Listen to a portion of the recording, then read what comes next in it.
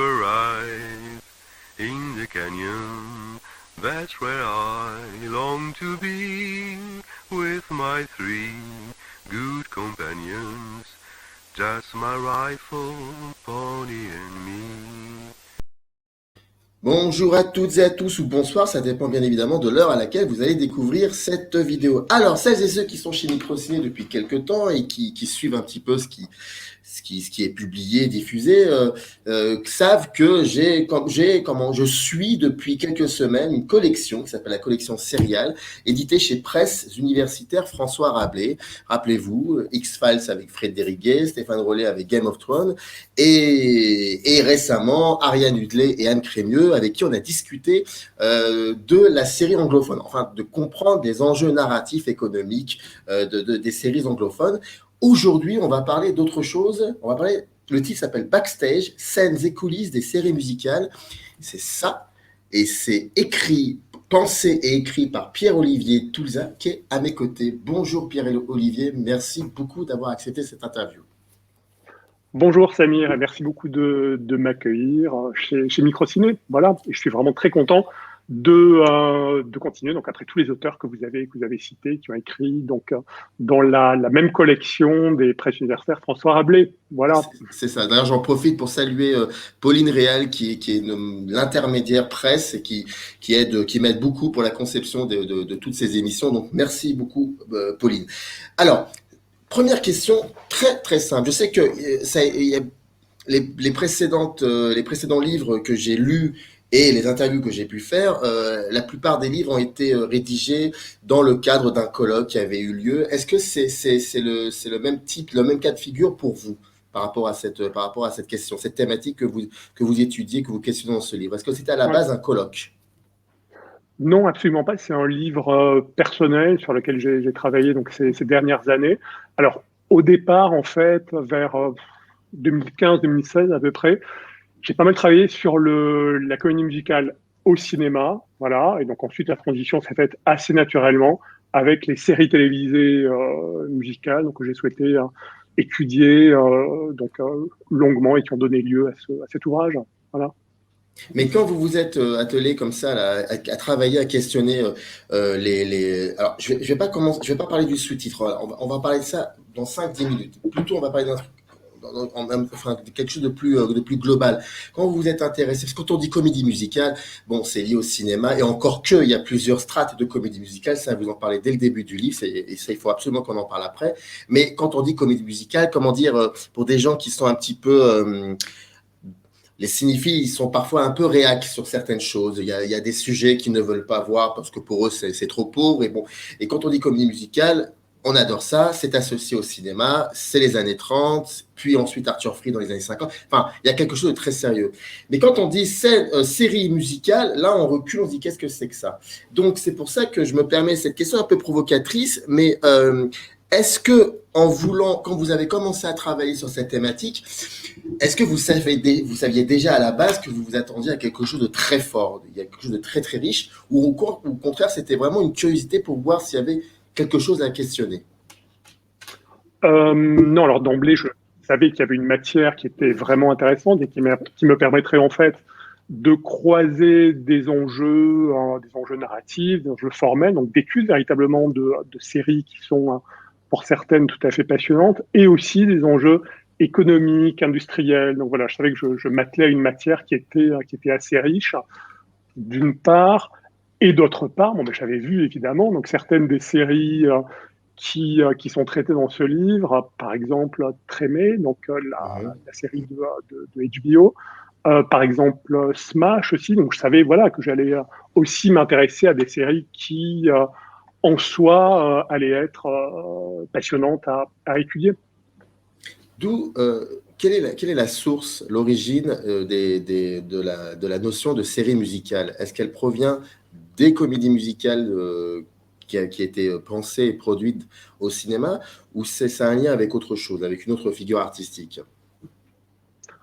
Alors, la notion de série musicale, en fait, donc c'est évidemment pas moi qui l'ai inventé, donc c'est une tradition des séries télévisées américaines qui remonte finalement au début de ces séries-là. Alors on peut penser évidemment donc, parmi les séries les plus connues dans dans les années 80, donc c'est une série comme Fame par exemple, mais avant donc il y a eu des séries qui ont connu un grand succès comme The Monkees, The Partridge Family. Donc voilà, c'est vraiment une tradition en matière de séries télévisées qui s'inspire évidemment, c'est ce que je montre dans le livre, plus ou moins d'autres médias, en particulier du cinéma, mais pas uniquement.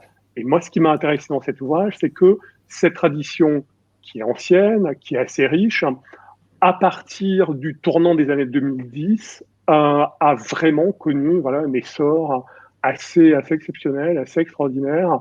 Et donc, mon souhait, c'était vraiment et d'étudier, si vous voulez, ce cycle des années 2010, des séries musicales, et aussi, bien sûr, de faire des liens avec cette tradition, avec ces séries plus anciennes dont je vous parlais. Voilà.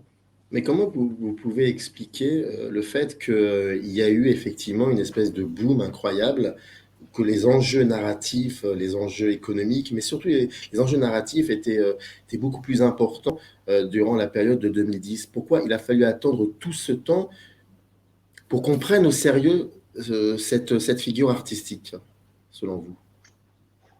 Alors, je voulais dire, pourquoi est-ce qu'on a pris au sérieux ce genre-là, ces séries-là, dans les années 2010? Alors, je pense que c'est avant tout parce qu'il y a des séries importantes qui ont été produites, hein, et surtout une grande diversité de séries, parce que ce sont à la fois des séries qui ont été créées dans le cadre de services de VOD, des networks, des chaînes du câble. Donc, voilà, il y a vraiment cette grande richesse de séries musicales qui est sans doute nouvelle, qui est caractéristique de ces années 2010. D'où le fait que, notamment dans la presse américaine, donc on s'est pas mal intéressé à ce phénomène des séries musicales. Voilà, d'une part. Alors, d'autre part, je pense aussi que ce qu'on a peut-être du mal à mesurer en France, c'est à quel point ce phénomène des séries musicales, mais aussi du cinéma musical, sans parler des émissions de télé-réalité musicale, sont en fait une vraie spécificité culturelle aux États-Unis. Et donc, voilà, ces séries-là, ce cycle-là de séries s'inscrit vraiment dans tout ce paysage très riche. Est-ce que dès le départ dans votre livre, vous revenez sur la notion de comédie musicale, de musical d'ailleurs, c'est ça le terme exact.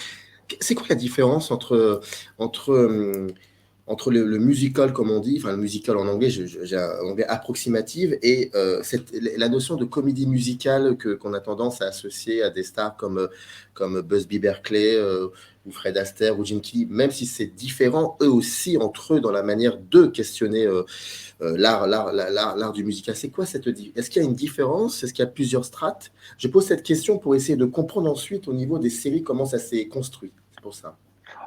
Alors franchement, dans le livre, je fais aucune différence entre la comédie musicale et le musical qui est en fait un anglicisme, hein, tout simplement. D'accord. L'idée, c'est qu'il s'agit en fait d'une forme qui s'est vraiment déployée au XXe siècle, aujourd'hui au XXIe siècle, dans différents médias, que ce soit sur les planches des théâtres de Broadway, que ce soit à la télévision, au cinéma, évidemment, voilà. Et donc, ce qui fait la caractéristique et la richesse de la comédie musicale ou du musical, c'est cette présence vraiment sur différents médias aux États-Unis, donc durant tout le XXe siècle.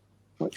Pourquoi, dans ce livre, le sous-titre du livre, c'est Scènes et coulisses des séries musicales? Pourquoi vous avez voulu questionner plutôt ce qui se passait dans les coulisses de ces séries-là, et comment les créateurs racontaient ces histoires-là? Pourquoi c'est ça qui vous a beaucoup plus sensibilisé?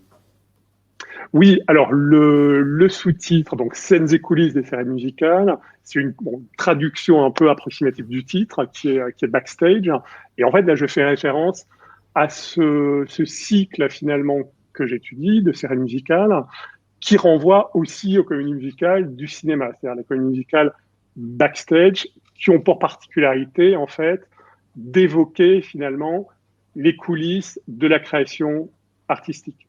En fait, ce qui se passe dans chacune des séries télévisées que j'étudie, c'est que on traite en fait de milieux du divertissement, du milieu de la musique, de la danse, c'est-à-dire que les séries représentent finalement des créateurs, des artistes, des danseurs, des chanteurs, des alors plus ou moins professionnels évidemment, et donc les séries vont à la fois scruter les vies de ces artistes, leurs conditions de création, les coulisses, et évidemment les moments forts, ça va être les moments scéniques, c'est-à-dire les moments de représentation, les moments musicaux, les moments chorégraphiés de ces séries. Et Voilà, d'où le titre, Scènes des coulisses. d'où de scènes des coulisses. Et vous disiez qu'à partir de 2010, il se passe quelque chose qui fait que il va y avoir pas mal de propositions extraordinaires dans la série télévisée, mais dans la, comment dire, dans les séries musicales. Et vous aviez bien répondu à la première question qui était de savoir pourquoi nous, spectateurs, nous avons commencé à prendre au sérieux cela, parce qu'effectivement, les propositions étaient intéressantes. Mais la deuxième question serait qu'est-ce qui a fait qu'il y ait des gens, des créateurs, des professionnels qui finissent par se pencher sur ce genre ce genre télévisuel et à commencer à créer des choses et à nous proposer. Qu'est-ce qui a fait que ces gens-là se sont posés pour pouvoir et créer ce Glee, créer Trémy, pardon, créer d'autres séries. Qu'est-ce qui s'est passé? Alors, il s'est passé beaucoup de choses et c'est en fait un petit peu difficile de résumer exactement tout le processus de création qui a abouti à ce cycle qui est, comme je vous le disais, assez riche. Alors, je pense qu'il s'est passé beaucoup de choses dans les années 1990-2000 qui ont trait en fait tout simplement aux relations entre les secteurs de la musique et les secteurs du cinéma ou des séries télévisées qui ont abouti in fine à tout ce cycle de séries. Alors, plus concrètement, on peut parler par exemple d'un précurseur de ce type de série qui est Disney. Disney qui en fait, dans les années 90-2000, va recentrer donc toute une part de sa production de franchise sur la télévision, les fictions télévisées, qui ne sont pas en animation mais en prise de vue réelle et avec une dimension musicale. Alors je pense par exemple à des franchises comme Hannah Montana, High School Musical, etc., qui fournissent en fait une sorte de matrice et d'un point de vue musical, d'un point de vue économique aussi, à toutes ces séries télévisées des années 2010. Voilà. Alors, une chose intéressante et qui illustre bien ça, c'est de se rendre compte que dans toutes les années qui conduisent à la production de Glee, donc on remarque, si on jette un coup d'œil aux hit parades qui sont publiés aux États-Unis par certains magazines, par exemple par Billboard, que les disques qui sont issus justement de ces franchises télévisées, High School Musical, Hannah Montana, Camp Rock, etc., obtiennent des succès tout à fait importants dans ces années-là, et ça va très certainement inspirer donc des labels musicaux, des producteurs de séries comme ceux de Glee en particulier. Voilà, donc ça c'est un phénomène qui est très clairement le précurseur de tout ce cycle de séries. Bon, et ce n'est qu'un exemple, évidemment. Voilà.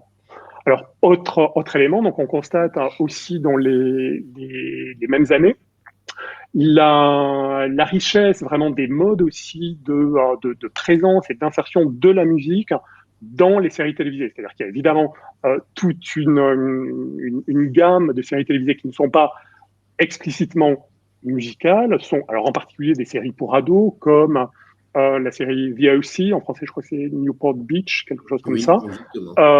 voilà, qui sont vraiment très très intéressantes pour ce qui concerne la présence de la musique, l'insertion de la musique, les rapports entre musique et récit à la télévision. Donc il y a vraiment toutes ces expérimentations, toutes ces séries qui vont pouvoir évidemment influencer et inspirer les créateurs des années 2010.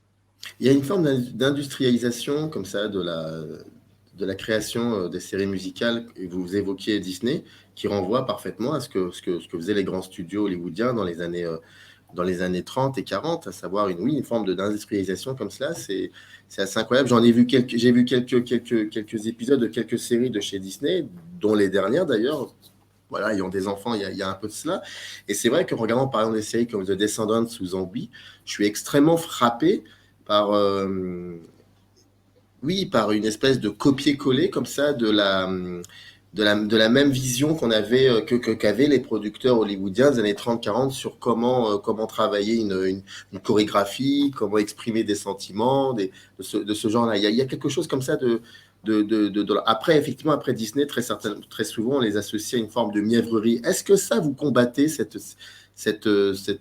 idée qu'on peut se faire de toutes ces séries que produisent, donc Disney produit, ou est-ce qu'au contraire, c'est quelque chose de très important et ça marque aussi une époque, une génération par rapport à la thématique du livre, hein, j'entends bien. Oui, bien sûr. Alors, dans le livre, j'étudie quand même assez peu les séries Disney qui sont vraiment à la marge de mon cycle de séries. Alors, cela étant, des franchises comme High School Musical sont vraiment, assez passionnantes à étudier d'un point de vue culturel, d'un point de vue esthétique aussi. Hein. Donc, la récente série donc, qui découle de cette franchise, donc, qui s'appelle High School Musical, The Musical, The Series, est une série tout à fait intéressante. Alors, pas uniquement d'ailleurs, c'est pas uniquement une série pour enfants, c'est-à-dire que Disney essaie de cibler avec cette série un public plus large, c'est-à-dire d'attirer à la fois un public d'enfants, d'adolescents et de jeunes adultes, ce qui est aussi voilà, une des marques de leur stratégie, avec des tactiques de mise en abîme, de réflexivité qu'on retrouve dans d'autres séries. Donc voilà, si on songe à cette série, on est quand même assez loin de l'idée de mièvrerie qu'on pourrait avoir à propos de Disney. Alors, d'autre part, toujours pour High School Musical, Hannah Montana, etc., donc certains chercheurs ou historiens du cinéma américain ont aussi montré que c'était des séries qui étaient assez passionnantes à envisager si on songe à toutes leurs politiques et problématiques queer, camp, donc en termes de représentation. Hein, donc on trouve des choses qui sont assez étonnantes et que Glee va sans doute, va très certainement reprendre à partir de 2009. Voilà. Dans le livre, la structure de votre livre, l'architecture du livre, il y a il y a 3 parties. La première partie, vous vous intéressez aux performances en série. La seconde partie, c'est les stratégies transmédiatiques. Ça, c'est très important, vous l'évoquez dans l'introduction, et c'est un aspect qui est fondamental pour vous. Et la troisième partie, c'est des mélodrames, du talent et du travail. Avant qu'on commence à parler de l'intégralité du livre, j'aurais voulu comprendre un peu comment vous avez travaillé la structure de ce livre. Est-ce que ça a été assez évident? Vous saviez à peu près ce que vous vouliez faire? Comment s'est déroulée cette structure? Ça m'intéresse de savoir ça. Alors, non, c'était pas forcément un processus très simple, bien sûr, parce que j'ai quand même pas mal réfléchi. Ce qui était évident, c'est que je voulais aborder en fait ces séries depuis les questions de production, donc au plus près vraiment des industries culturelles, de production des séries, également des industries musicales, que je voulais aussi absolument faire le lien avec la matière, le texte véritablement de ces séries, c'est-à-dire voilà, analyser véritablement ces performances musicales, les scènes de chant, de danse, etc. Et aussi également envisager le lien avec les publics. Voilà, donc je voulais absolument tenir ces trois éléments, d'une part, et d'autre part, donc j'avais une perspective depuis le début nette, qui était d'envisager nécessairement, vu le sujet, les liens en fait dont je vous parlais au départ entre les médias, c'est-à-dire entre ces séries télévisées et les comédies musicales de Broadway, ces séries télévisées aussi et les émissions de télé-réalité musicale. Voilà, donc j'avais vraiment cette approche-là très nette. Et enfin, le dernier impératif, pour moi, c'était d'analyser l'aspect spectaculaire de ces séries, parce qu'il me semble que c'est vraiment ce que les publics, ce que les spectateurs apprécient véritablement dans ces séries, les moments spectaculaires. Donc il y avait cette double approche, cette idée d'un lien entre les médias, plus une approche spectaculaire, avec la nécessité, comme je vous le disais, d'étudier ces séries de la production jusqu'au public, ce qui m'a conduit donc à ce plan dont vous parliez. C'est-à-dire qu'en gros, bon, pour résumer dans la première partie, ce que j'envisage, c'est le lien justement entre les différents médias, hein, c'est-à-dire entre les séries télévisées et les émissions de télé-réalité, puis les spectacles de Broadway. Voilà. Alors j'aurais aussi pu parler des clips, mais il me semblait qu'il y avait peut-être des mécanismes plus intéressants, plus spécifiques qui se passaient avec les deux formes que je mentionnais précédemment. Voilà. Dans un deuxième temps, ensuite, j'envisage de façon peut-être un peu plus approfondie les questions qui ont trait à la production véritablement de ces séries, questions industrielles, ainsi que le lien avec les publics. Et enfin, dans un dernier temps, j'envisage des problématiques d'ordre plus culturel et idéologique, en fait. Ben, on va commencer par ça, peut-être. Alors, Ouais. c'est là où, par exemple, pour une série comme bon, Trimi, c'est juste le normal, j'ai envie de vous dire. En plus, ça se passe à la Nouvelle-Orléans, en Louisiane, suite à l'ouragan Katrina. Donc, il y a quand même un aspect sociétal qui est très, très fort. Mais par exemple, une série comme Glee, quand on s'y intéresse, moi, je pense que j'ai loupé le coche avec Glee. Il faudra que grâce à votre livre, il faudra que j'y retourne. Mais là où je voulais en venir, c'est que vous parlez effectivement, pour comprendre l'Amérique des années 2010, est-ce que vous dites en gros que les séries musicales, il y a quelque chose à fouiller dans les séries musicales pour bien comprendre l'Amérique des années 2010, parce que ces séries-là proposent aussi, comme vous le disiez, des manières de questionner la société qui sont assez étonnantes, à travers même aussi des personnages qui le sont d'autant plus. Et on voit plusieurs représentations finalement dans ces séries qu'on ne voyait peut-être pas forcément, ou alors que peut-être le cinéma a mis du temps à les montrer.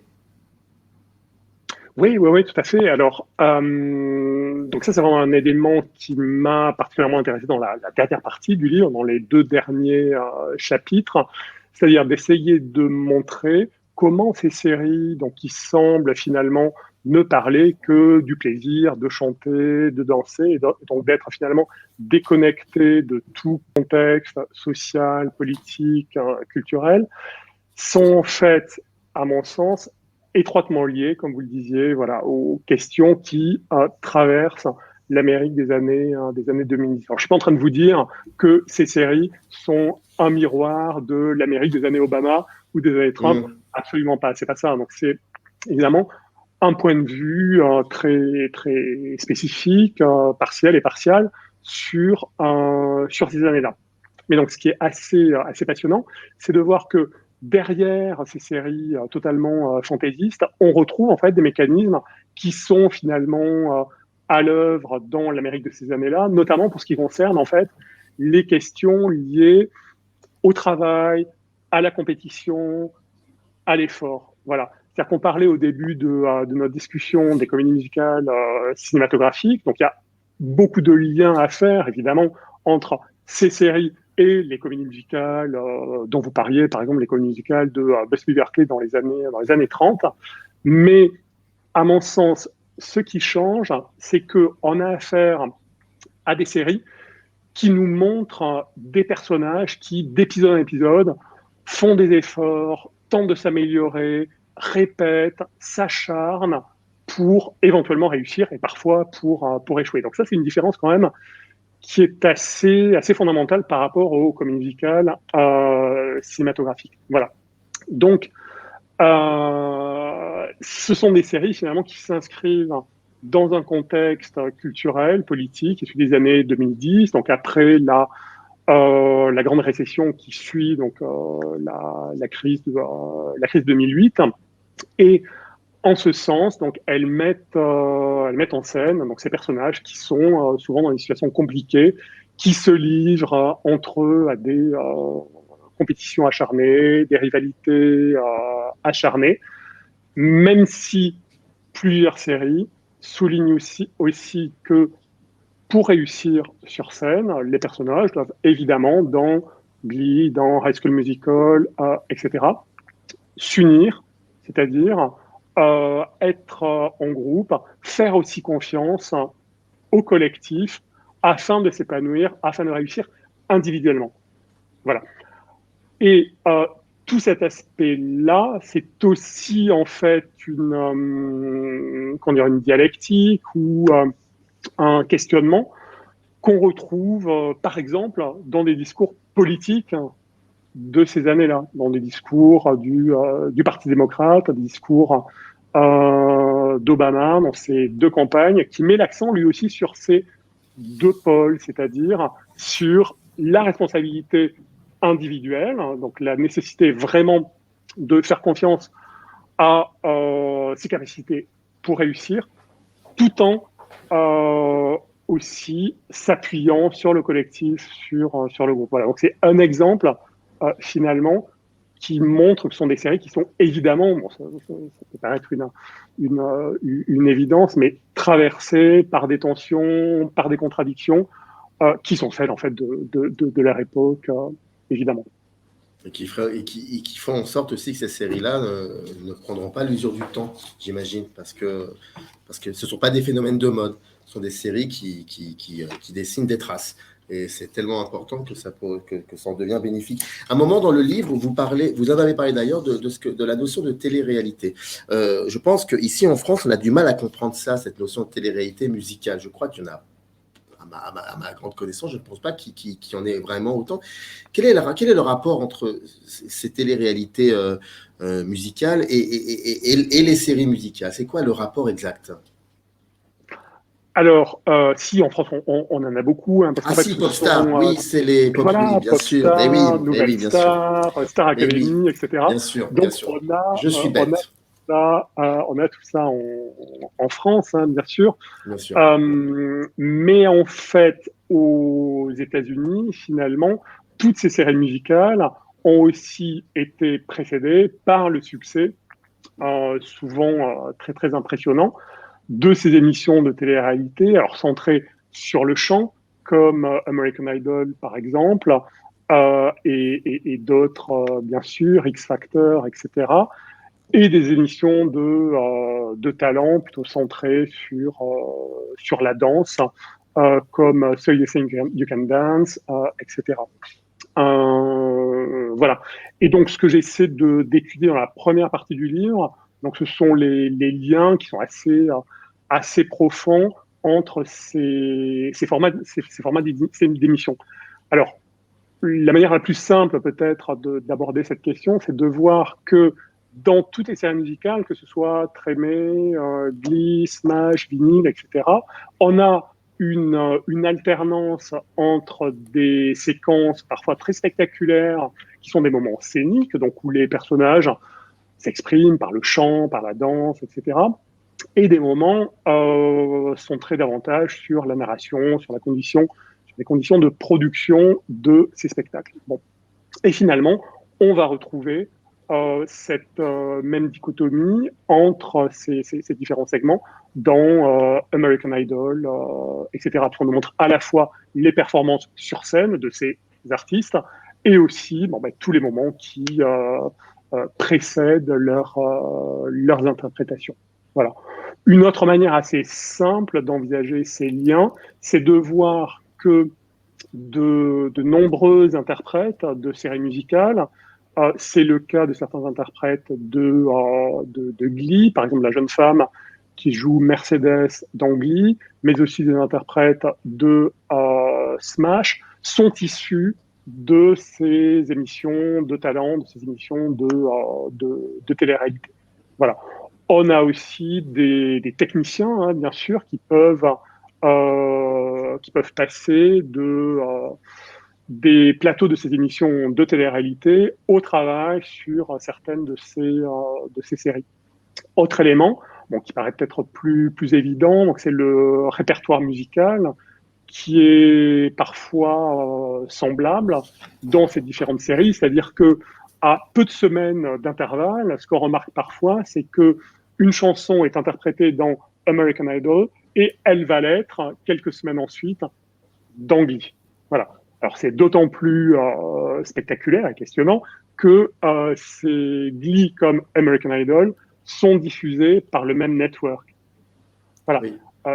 Network qui mise évidemment sur les possibilités de promotion de l'émission de talent, entre l'émission de talent, pardon, et Glee, donc la série musicale, pour attirer des spectateurs. Est-ce que la force des séries musicales réside aussi dans cette conception fondamentale de perfectionner ce qu'on appelle le live? Alors, oui, la difficulté, c'est que ce qu'on appelle le live aujourd'hui est en fait assez difficile à saisir. Du moins, c'est une notion qui est quand même assez diffuse, qui a une assez grande extension aujourd'hui et qui, du moins, enfin, demanderait à être historicisée, c'est-à-dire à être peut-être replacée dans une histoire assez longue. Ce qui est certain, c'est que on a affaire en fait à des séries musicales qui constamment, et ce, en fait, quel que soit le récit de ces séries, vont mettre sur le devant de la scène des moments pseudo-live ou pseudo-direct d'interprétation. Enfin, concrètement, ce que ça veut dire, c'est qu'on nous présente constamment dans ces séries-là des personnages qui sont en train d'interpréter en direct des chansons ou en train de danser devant un public. C'est-à-dire que même une série qui est centrée sur une maison de disques, c'est le cas de la série de Scorsese, entre autres, Vinyl, c'est le cas de Empire aussi, la série du network Fox, eh bien, ce qu'on nous présente, ce sont constamment des personnages qui chantent lors de concerts ou qui interprètent en studio devant des producteurs très attentifs leurs chansons. Voilà, donc il y a vraiment un grand intérêt, une fascination même de ces séries pour le direct, pour le live. Alors, inutile de vous dire que c'est évidemment un petit peu paradoxal dans la mesure où la plupart de ces séries misent sur des technologies de reproduction sonore qui sont finalement assez éloignées de ce qu'est le direct, de ce qu'est le live. Concrètement, dans la plupart de ces séries, on a affaire à du playback, on a affaire aussi à du synchronisme labial pour ce qui concerne le jeu d'acteur. Donc c'est évidemment un tout petit peu étonnant qu'on ait malgré tout cette fascination pour le live. Alors, s'il faut rajouter quelque chose, ce n'était pas le cas de toutes ces séries. C'est-à-dire que certaines séries vont aller plus loin donc dans leur intérêt pour le live. C'est le cas, par exemple, d'une série que j'étudie beaucoup dans le livre, que je trouve assez passionnant, qui est la série Nashville, sur l'univers de la musique country, et qui lors du premier épisode de l'une de ces saisons, je crois que c'est la saison 3, mais je me trompe peut-être, inséré lors de la diffusion de l'épisode sur ABC, des performances live des chanteurs. C'est-à-dire que les chanteurs interprétaient leurs chansons en live et en direct, donc le morceau a été inséré donc, à l'épisode qui avait été évidemment tourné et monté bien avant. Donc voilà, cet intérêt pour le live va au-delà de la simple représentation de ces moments d'interprétation en public concrètement. Et dernier point, je pense que c'est un exemple que je donne aussi dans l'ouvrage, c'est une série qu'on attendrait moins sur ce terrain-là, qui est la série High School Musical, The Series, donc là, de la franchise Disney, qui nous propose des interprétations en fait en direct sur le plateau, c'est-à-dire sans recours au playback, ce qui est une manière, bien sûr, de marquer sa différence et de se différencier aussi de séries antérieures comme Glee et de se différencier aussi de la franchise d'origine, c'est-à-dire des téléfilms High School Musical qui, eux, utilisaient pleinement le playback, le synchronisme labial, voire le doublage. Voilà.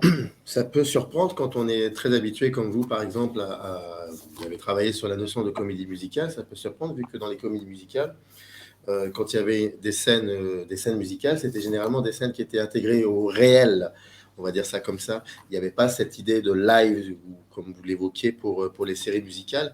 Ça peut déconcerter quand on n'a pas l'habitude et quand on se lance dans ce genre de concept, à savoir qu'à partir du moment où il y a une scène, il va y avoir une scène dansée ou chantée, dans les comédies musicales que nous connaissons, ça faisait partie du réel, en fait, ça faisait partie du réel du récit, quoi, de la durée du récit, alors que là, on a cette impression, ça rejoint d'ailleurs ce que vous disiez par rapport aux téléréalités, on est vraiment dans le cadre un peu de la télé-réalité. Est-ce que, là, je pose la question, vraiment, ça c'est la subjectivité peut-être que je cherche en vous. Est-ce que ça vous a déconcerté la première fois quand vous avez vu ça, ce concept-là? Alors, oui, ce sont des séries qui sont souvent assez déconcertantes, hein. Mais, bien sûr, en revanche, ce goût pour le direct, pour le live, donc ça m'a pas vraiment déconcerté, parce qu'en réalité, on trouve cette fascination, alors à des degrés divers, hein, évidemment, mais dans des comédies musicales, des années 30, dans les comédies musicales de la Fred Unit aussi dont on parlait tout à l'heure, c'est-à-dire que dans plusieurs de ces comédies musicales, on trouve des personnages qui unissent leurs efforts pour monter une comédie musicale, pour créer un spectacle sur scène, un petit peu comme dans Glee, comme dans Smash. Cela dit, ce qui ne m'a pas tellement déconcerté, c'est l'accent justement mis sur le live, sur le direct, parce qu'on le retrouve en fait dans toutes les comédies musicales de coulisses, c'est-à-dire la comédie musicale de Betty Berkeley, de la Fred Unit aussi, qui nous présentent des personnages qui unissent leurs forces pour monter un spectacle, dans le cadre d'une chorale, etc. Donc ça, finalement, c'est pas très neuf. Mais bien entendu, il y a tout un tas de différences, bien sûr, et l'accent qui est mis sur le live donc découle aussi, hein, comme je vous le disais, bien sûr, de tout cet intérêt et de ce succès des émissions de télé-réalité des années 2000, bien sûr. Voilà. Comment ces séries-là ont été reçues dans l'ensemble pas par le public, mais plutôt par les médias? Comment ces séries ont été reçues?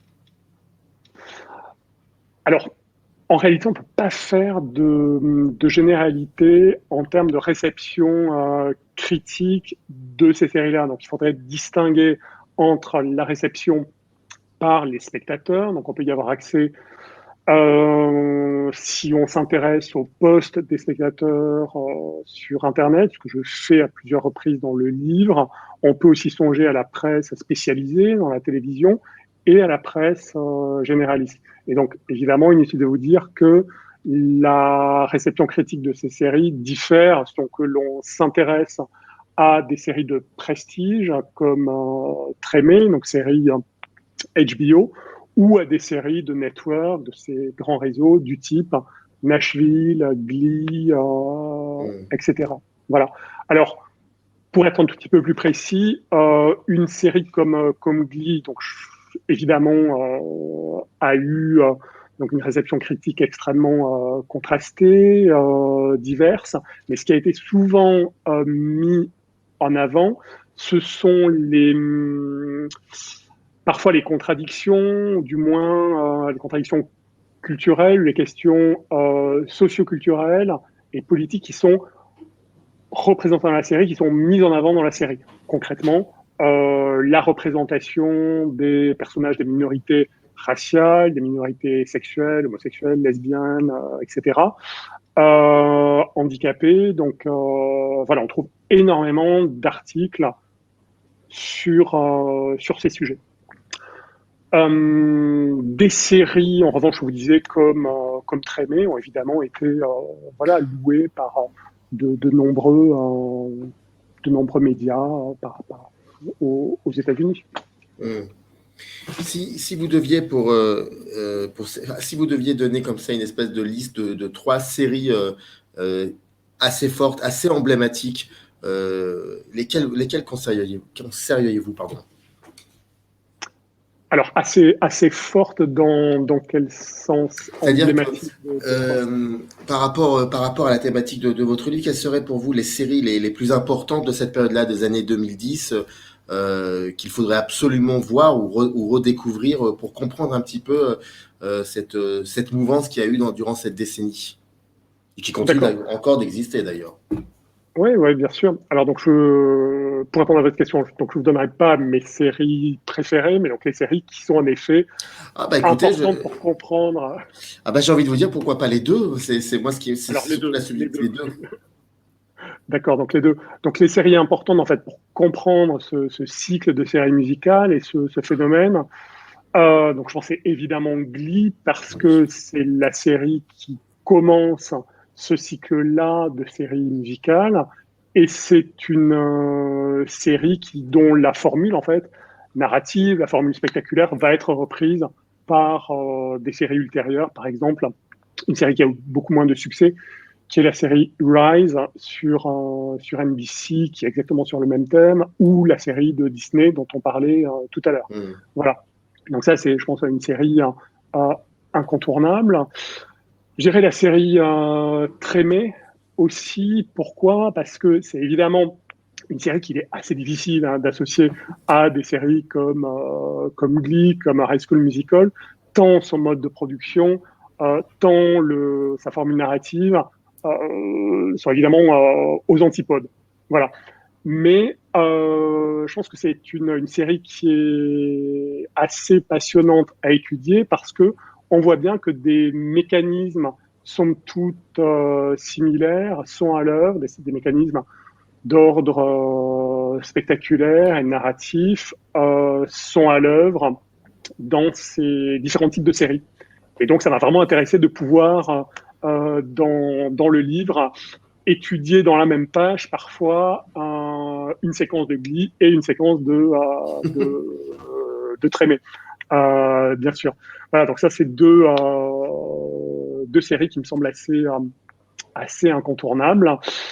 S'agissant de mes séries préférées, donc il y en a une qui sera commune, Trémé. Donc c'est une série que j'avais vue évidemment avant d'étudier ce livre-là, et que je trouve toujours aussi passionnante pour tout un tas de raisons, pour sa virtuosité narrative, pour la diversité en fait de performances. Bon, ce sont des banalités que je vous dis, mais de performances musicales qui nous sont présentées, pour l'excellence de son jeu d'acteur, etc.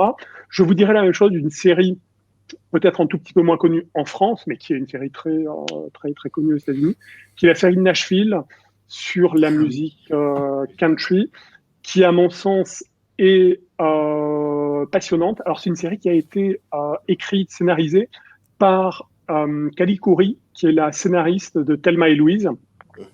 Donc, premièrement. Ensuite, c'est une série dont l'interprète principale est Connie Britton, qui est une grande actrice de série, vraiment. Donc ça, c'est l'un des deuxième centre d'intérêt de cette série.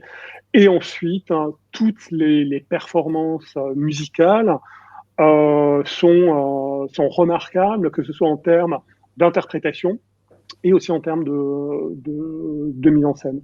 Voilà, donc c'est une série, à mon sens, qui mérite largement d'être vue. Oui. D'être vue. Mais Trémy, je crois que c'est, je ne me rappelle plus l'auteur de cette série, c'est bien l'auteur de The Wire, de toute cette Ceci explique cela aussi. Absolument. Ceci explique cela.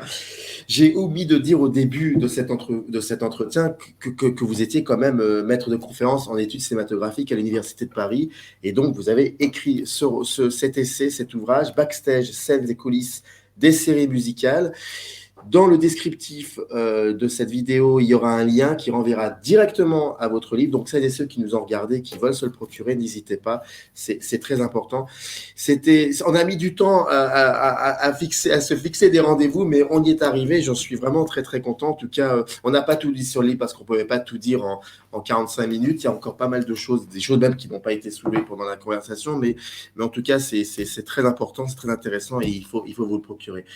Merci beaucoup Pierre-Olivier Touza d'avoir accepté cette interview et d'avoir joué un peu le jeu aussi. Et c'était vraiment passionnant. En tout cas, je vous en remercie. Merci beaucoup Samir, c'est vraiment un plaisir de discuter avec vous sur Microciné. Et donc en effet, on y est arrivé et j'en suis ravi, j'en suis très heureux. Merci beaucoup. Générique, c'est reparti. In the canyon, that's where I long to be, with my 3 good companions, just my rifle, pony and me.